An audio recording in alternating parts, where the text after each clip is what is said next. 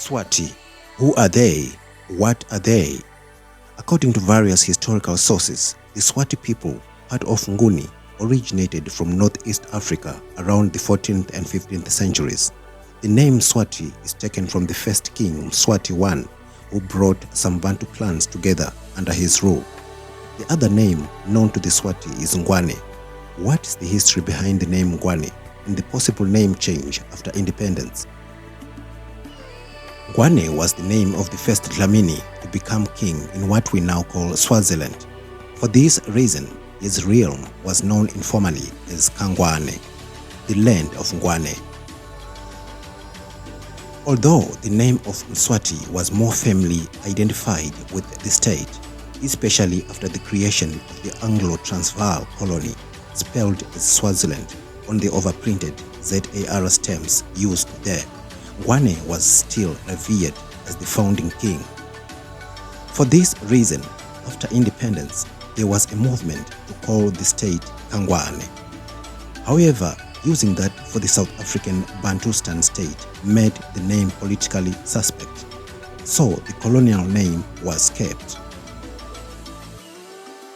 The earliest known inhabitants of the region were Khoisan hunter-gatherers. They were largely replaced by the Caucasian hunter groups during Bantu migrations who hailed from the Great Lakes regions of Eastern and Central Africa.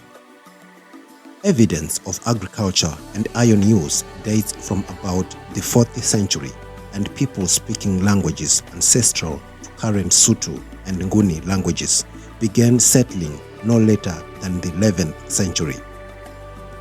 The Swati settlers, then known as the Ngwane or Bakangwane, before entering Swaziland, had been settled on the banks of the Pongola River, and before that in the area of the Tembe River near present-day Maputo.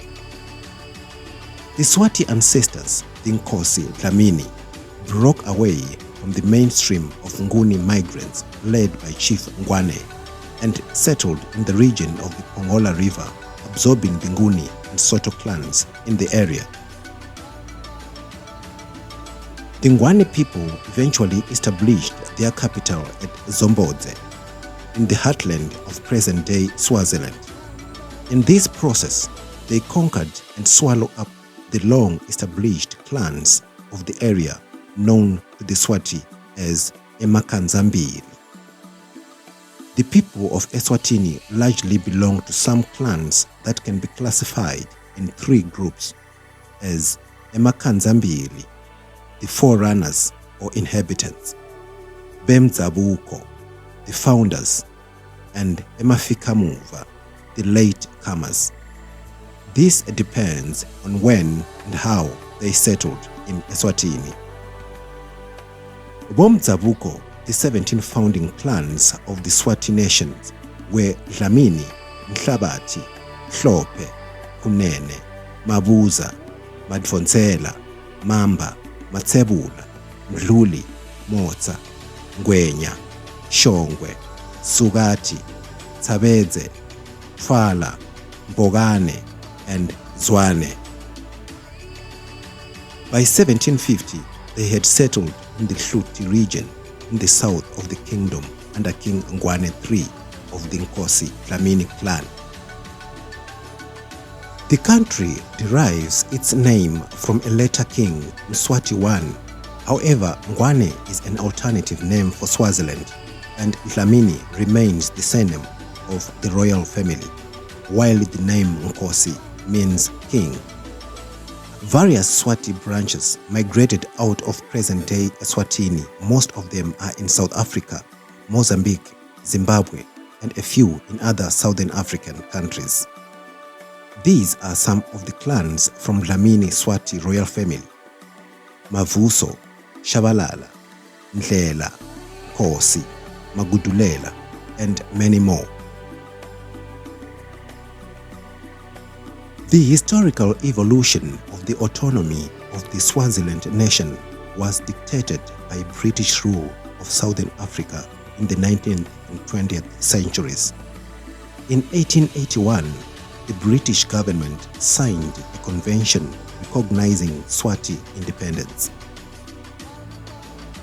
However, controversial land and mineral rights concessions were made under the authority of the Foreign Jurisdiction Act of 1890, in terms of which the administration of Swaziland was also placed under that of the then South African Republic, Transvaal.